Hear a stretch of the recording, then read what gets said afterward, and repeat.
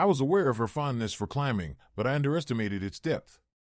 Throughout the world, there are mountains that exert a gravitational pull on climbers, akin to how magnets attract certain metals. Lori was undeniably drawn to these peaks. Our relationship was still in its infancy when she began regaling me with tales of mountain conquests. Over cheeseburgers and fries at Go Joe's, where fate first brought us together, she unveiled her passion for climbing. Her enthusiasm was palpable as she delved into the intricacies of the sport, while I struggled to muster interest. Yet, despite my disinterest in climbing itself, I found myself increasingly captivated by her. As we savored our burgers and beers, her friends Jim and Liz joined us, igniting discussions of their next climb in Colorado. This wasn't new territory for Lori. She had scaled peaks like Denali and Elbrus with her adventurous circle long before we met. Little did I know, her family's wealth facilitated her pursuit, affording her the luxury of jet-setting to Colorado for regular climbs on the 14ers. Her climbing expeditions became a recurring point of contention in our relationship. While I didn't mind the passion it stirred in her, her incessant chatter about climbing wore thin. I likened it to a sports fanatic who couldn't cease talking about their team. Despite my attempts to redirect her focus, our marriage plans proceeded. Naively, I believed I could divert her attention away from climbing. Oh, how wrong I was. Our honeymoon took us to Africa, where Mt. Kilimanjaro awaited her and her friends' ascent while I embarked on a safari. The month leading up to our wedding was dominated by discussions of the climb, overshadowing even our wedding plans. It's safe to say that our wedding was unconventional. I, the groom, found myself investing more time into its arrangements than the bride, who seemed consumed by thoughts of the mountains. The constant chatter about peaks left me feeling sidelined, questioning my place in her priorities. I jokingly ranked myself fifth in her life hierarchy, behind Denali, Elbrus, Kilimanjaro, and Aconcagua. Despite being surrounded by our mountain-loving friends, I always felt like an outsider. Their daily presence in our home meant I often served as the host, supplying snacks and drinks while they reminisced about their climbing adventures, stretching back to their teenage years on Long's Peak in Colorado. It puzzled me how a group from southwest Louisiana, with its low elevation, could develop such a fervent passion for high-altitude peaks instead of the nearby bayous and marshlands. Their journey into mountaineering began in middle school, when fate assigned them the task of building Mt. Everest for a project. It was a seed that blossomed into a lifelong pursuit, fueled by Lori's family wealth, which afforded her the means for training, equipment, and expeditions. However, the financial contrast between Lori and her blue-collar teammates remained a mystery, one I dared to inquire about but received no clear answer. Our marriage commenced with a luxurious flight to Nairobi, then Arusha, where the climb commenced. While they conquered Kilimanjaro, I roamed the savannah in a tourist truck, discreetly withholding the fact that it was our honeymoon. Upon their return, I found myself once more on the fringes of their celebration, unable to connect with their shared experiences and photos. As we headed home, I held on to the hope of reclaiming my place as the focal point of her world. We settled into the grand, lavish house gifted by her parents, cruising around in the sleek new Ferraris she purchased for us. Life seemed idyllic for more than a year, where I luxuriated in being a pampered individual without the need for employment. Despite attempts to maintain my job at the bar, Lori's insatiable wanderlust ultimately led me to resign. Initially, the allure of our jet-setting lifestyle held strong, but its novelty began to wane after the first year. We discussed our differing desires, with Lori advocating for a work-free existence centered on travel and enjoyment. We should seize the moment while we're young and able, she urged.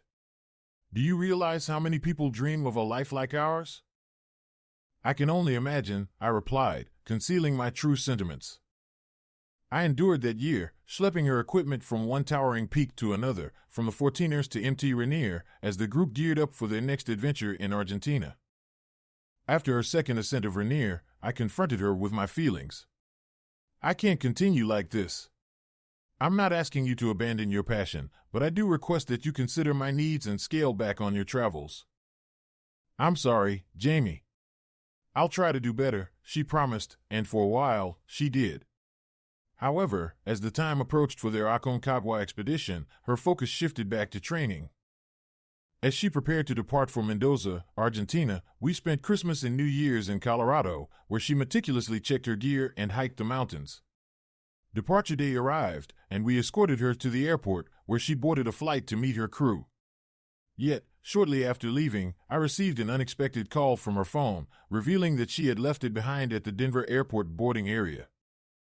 Puzzled by how they managed to call me, I learned about the emergency feature on her locked phone, which allowed access to medical information, including my contact details.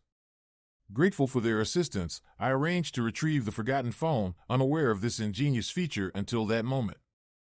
Of course. It will be waiting for you at our ticket counter in Terminal B, the airline representative assured me. After retrieving her phone, I headed home, intending to contact her hotel in Mendoza the following day. However, she beat me to it. On Sunday, following her arrival in Santiago, she phoned to deliver the distressing news: her phone was lost and her gear hadn't arrived. The airline seemed clueless about its whereabouts. Despite my possession of her phone, she was solely focused on locating her gear, not giving me a chance to mention its recovery. After a frustrating 3-hour ordeal with the airline, her gear was eventually located in Denver. However, the logistics of getting it to Mendoza before the climb commenced on Tuesday seemed insurmountable. Even major shipping companies couldn't guarantee delivery before Wednesday. With no viable alternatives, I resolved to personally deliver her gear. If my flights aligned perfectly, I could arrive in Mendoza by mid-afternoon Monday, surprising her with a hand delivery. As I embarked on the flight to Santiago, plagued by anxiety, I found solace in exploring her phone. Aware of her penchant for climbing, I attempted various password combinations, eventually gaining access to her photo gallery, arranged chronologically. Among the images from her climbs, 2 stood out starkly. One depicted her crew, including herself and Liz, naked in the snow, with suggestive poses involving their male counterparts. The other image captured a more intimate moment, with the women positioned suggestively while the men stood nearby. Despite the shock, I couldn't help but ponder how chilly they must have been in the snow. The subsequent batch of photos appeared to be taken on MTL Bruce in Russia. Despite the absence of snow, the flags hinted at brisk winds. Similar to the Denali photos, this collection depicted the group in various states of undress, surrounded by guides and bearers. My emotions remained numb as I scrolled through these images. They were captured before our marriage, leaving me with little to say. My eagerness shifted to the Kilimanjaro photos, anticipating the opportunity to voice my concerns about our honeymoon experience. True to my expectations, the Kilimanjaro pictures mirrored the previous sets, with added explicit images showing Julie engaging in intimate acts. Crude signs bearing provocative messages further solidified my suspicions of infidelity. Strangely, a sense of relief washed over me, signaling the inevitable end of our marriage. Upon landing in Santiago, I swiftly transferred the incriminating photos to my phone. Operating like a machine, I claimed her gear, traveled to the other airport, and boarded my flight to Mendoza. Arriving at her hotel, I deposited her belongings next to those of her assumed roommate, leaving a brief farewell note before departing. As I retraced my journey, contemplating my next steps, Lori's enthusiastic voicemail upon receiving her gear played in my mind. Her obliviousness to the origin of the note fueled my resolve to proceed with my plans. With her absence looming for nearly 3 weeks, I had ample time to strategize my exit. Despite the material possessions acquired during our marriage, I resolved to retain what I deemed fair compensation for my role as Lori's porter. After all, my name was on the Ferrari, and my efforts warranted a share of our acquired wealth. I kept my plans from her parents.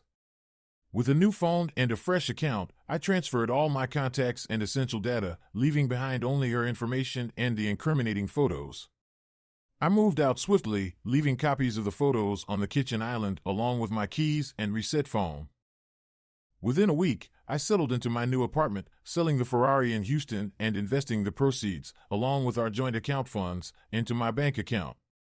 Despite having enough to live comfortably, I chose to find employment, eventually driving a truck for parts delivery, albeit temporarily. Though my family initially struggled to accept her infidelity, showing my father the photos helped them understand. The petition for dissolution likely awaited her return, facilitated by one of her companions when she couldn't reach me. Despite mixed emotions, I decided against being present when she returned home. 3 days past her expected return, she called my parents seeking me out, but they remained steadfast in honoring my wishes. Upon her insistence, my father delivered a stern message, urging her to sign the divorce papers and move forward. Refusing to engage further, he warned of the potential consequences if she contested. With a final goodbye, he closed the conversation, leaving her to reconcile her actions alone. I maintained my distance from our shared friends, occasionally glimpsing her in her Ferrari or with her climbing companions, secure in the anonymity of my delivery truck. During a lunch break at one of our diners, someone approached me. "So that's where you work," she remarked, a familiar voice cutting through the air. Recognizing her, I simply replied, "Yep," before retreating into my truck. "Jamie, we have to talk," she persisted, attempting to engage me 2 more times as I made my exit. On her 3rd attempt, I relented, issuing a warning. "If you don't stop, I swear I will show those pictures to your parents." Desperate pleas followed, and I eventually halted, delivering a final ultimatum. "Just sign the papers and leave me alone. Go find some mountain to cheat on." Her expression shifted, a mixture of surprise and remorse evident as she backed away. I'm sorry, Jamie," she uttered before departing. The following day, she personally delivered the divorce papers and the house deed to my attorney, along with a note relinquishing ownership. It was a gesture I accepted gratefully, freeing me from any lingering ties to our failed marriage. As news of the divorce spread throughout the city, I found myself thrust into the spotlight, my name linked to her well-known family. Unable to escape the attention, I faced constant scrutiny, prompting my decision to leave town. Selling the infamous house brought unexpected profit, allowing me to make a clean break and start anew elsewhere. I reached New Orleans and spotted a grand riverboat docked along the Mississippi River. Familiar with these vessels from past dinner cruises, I was intrigued by its size. After confirming its status as a floating hotel, I observed as passengers boarded, departing on a journey up to Memphis and back. Though unable to secure a spot on that voyage, I noted the boat was hiring, particularly for chef positions. Despite lacking formal culinary training, I applied for a cooking role and was soon granted a position. Assigned to the grill during dinner service and managing the hot dog stand on the deck during the day, I found satisfaction in these tasks and enjoyed learning from experienced chefs on board. For 2 years, I remained on the riverboat, rarely leaving its confines. My truck, stationed in a secure area, accumulated minimal mileage as I dedicated myself to my role. Financially secure due to prudent saving habits and investments, I felt content with my situation. When I eventually returned home, news of Lori's perilous situation on Denali surfaced. Stranded in a snowstorm with her climbing crew, they faced a life-threatening ordeal. Despite any lingering animosity, I couldn't help but feel empathy for their plight. As rescue efforts unfolded, I followed the developments closely. Their eventual safe return garnered national attention, yet when they walked into my old bar, our encounter was marked by silence, a tacit acknowledgement of our shared past. During our time at the bar, my former boss shared his retirement plans, igniting a spark of inspiration within me. Shortly after their rescue, news of Lori's group resurfaced with the discovery of a phone at their Denali campsite. John Marchand's wife stumbled upon explicit images, which she promptly shared with the media and her attorney. This unleashed a storm of publicity, dubbing them the Mile High Sex Club for their escapades at high elevations. Amid the frenzy, I found myself bombarded with inquiries about my former marriage. Opting for silence, I endured the scrutiny until the media frenzy subsided, offering me a chance to reflect on my future. Seizing the opportunity, I pursued ownership of Go Joe's, transforming the bar into my new venture. With the support of the existing staff, we maintained our reputation for top-notch burgers while expanding the menu to include steaks and other dishes. As the hype surrounding Lori's crew dwindled, life moved forward. Rumors circulated about Liz and Jim's impending parenthood, while Lori embarked on a new chapter with Tony Lazzaro. Chuckling at the irony, I considered the possibility of Tony being the father of both children, knowing full well the consequences of their actions had caught up with them. I couldn't shake the feeling that Lori's circumstances had taken a downturn. Observing her driving a Lexus, a far cry from her previous Maserati, hinted at a change in her financial situation. While she wasn't destitute, it seemed her access to unlimited wealth had been revoked. Rumors circulated that her mountain climbing endeavors had been curtailed, likely due to Liz and her pregnancy. The whispers reached me as I settled into my role as the proprietor of Joe's for about 6 months. One day, amidst the routine bustle of the bar, Lori and Tony entered. Their heated argument caught my attention. Tony's abrupt departure left Lori in tears. I approached her with concern, offering comfort as best I could. Her emotional outpouring caught me off guard as she sought solace in my presence. Bewildered, I attempted to console her, though a realization of our past strained our interaction. Days later, she returned seeking a conversation. We retreated to my office, where her tears flowed freely. She confided in me, lamenting Tony's abandonment upon learning of her pregnancy. In a moment of levity, I teased her about Tony's hypothetical mountain misfortune, which earned me a scowl. Despite the tension, our exchange underscored the tangled history between us. Lori's confession hit me like a ton of bricks. The revelation that she had been involved with Tony and the rest of her group long before our marriage shook me to my core. Her blunt admission left me grappling with a mix of emotions.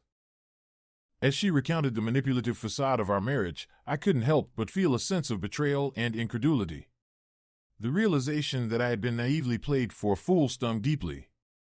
Yet, amidst the turmoil, I found a shred of solace in the assets I had secured in our divorce. Her explanation of the dynamics within her mountain climbing circle shed light on her complex relationships. The casual mention of her past encounters with the group members left me reeling.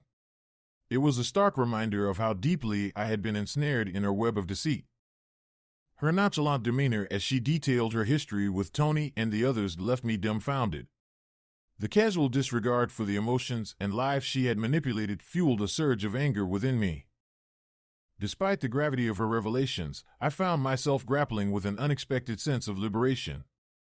The truth, however painful, offered a semblance of closure to our tumultuous past. As Lori left, her parting words echoed in my mind. Her matter-of-fact acceptance of Tony's departure struck me as both callous and resigned. Yet, amidst the turmoil, I found myself seized by an irrepressible urge to laugh. The absurdity of it all, the tangled web of deceit, the shattered illusions, struck me as tragically comical. In the aftermath of our conversation, I found myself reflecting on the tumultuous journey that had led me here. Lori's presence in my life, once a source of turmoil and heartache, now seemed strangely inconsequential. In the days that followed, I focused on rebuilding my life. Lori's sporadic visits to the bar served as a reminder of the tumultuous past we shared. Yet, amidst the chaos, I found a sense of peace in the simple routines of everyday life. As I moved forward, I found solace in the knowledge that I had emerged from the wreckage of our marriage stronger and wiser. Occasionally, Lori would have a few too many beers and end up in my apartment upstairs. Initially, she used the excuse of not wanting to drive her car while buzzed. The first few times this happened, I slept on the couch, but eventually, I decided to join her in bed. During those nights, things naturally progressed between us. We both enjoyed the physical aspect of our encounters but had no intentions of turning it into anything more serious. Lori rarely visited her family's house in Colorado, and her climbing gear was left untouched, gathering dust in her basement. One evening at the bar, during a particularly busy night, Lori unexpectedly pitched in to help with bussing tables. As she was wiping down a table, Tony walked in. Upon seeing him, she abruptly stopped, straightened up, and delivered a resounding slap across his face before storming out. The screech of her Ferrari was followed by the sound of a crash. The commotion drew everyone's attention, and we all rushed to the scene of the accident. Lori had managed to extricate herself from the car and was attending to the driver of the vehicle she had collided with. She quickly called for an ambulance upon noticing the driver's head injury. As I approached her, she expressed her relief that she had narrowly avoided being involved in the accident herself. After the authorities arrived and took statements from witnesses, it became clear that the other driver had run a red light, resulting in the collision. Once the chaos subsided, I asked Lori if she wanted to return to the bar. Her immediate concern was whether Tony was still there. I assured her that I didn't know and suggested we go back to find out. "Not me. I'm going home. I never want to see him again," Lori declared, striding toward her car. I followed, opening the door for her and watching as she settled into the driver's seat. Despite the disappointment of not seeing her in a skirt or dress, the sight of her in jeans was still pleasant. As she fastened her seatbelt and lowered the window, I leaned in slightly, concerned. "Are you okay?" I inquired. Lori placed a hand on mine, reassuringly. "I'm fine. Thank you for your concern." With that, she started the engine, and I stood back, watching as she drove off. Back inside the bar, I noticed Tony sitting at the counter. The bartender had just served him a beer and taken his money. Walking up to him, I retrieved the money from the bartender, placing it in front of Tony and taking his beer. "Get out and don't come back," I instructed firmly. Tony protested, but Sammy, my bartender, intervened. "You heard the boss. Leave, or we'll toss you out so hard your ass will land in Texas." With no choice, Tony left, and I chuckled, returning to the kitchen. Several days later, Julie returned to the bar. Sammy was on break, so I was behind the counter. As she took a seat, I instinctively opened a bottle of her favorite beer and placed it in front of her. "Are you okay?" I inquired, concerned. Taking a sip, Julie sighed. "Yeah, I'm fine. I had a couple of bad days, but I'm better." She looked at me earnestly. "Seeing him again after what he did to me made me realize how badly I must have hurt you. I am so sorry, Jamie. Please try to forgive me. I was too busy having fun and couldn't have cared less about you. You should never have married me." I chuckled softly. "You're right. I shouldn't have. I think I loved you enough to think I could change you, but I was wrong. Then when I found out you were messing around with everyone on those mountains, including the Yetis, I wasn't really broken-hearted. I was hurt and disappointed, but my heart never broke. I guess I didn't love you any more than you loved me, so in a way, we probably deserved each other. The only difference is, you knew you didn't love me, but I had to find out the hard way." Our conversation continued until Sammy returned from his break. "I have to get back to the kitchen. See you later." "Sure." Later, one of the servers entered the kitchen. "Lori's drunk again. Want me to take her upstairs?" "Yes, please. And make sure she gets to bed," I instructed. It was late when we closed, and I made my way upstairs. In the quiet of my bedroom, I could hear Lori's breathing as I stripped down and headed for the shower. Despite the urge to climb into bed beside her, a habit from other nights, I resisted. Instead, I put on my PJs and settled onto the couch.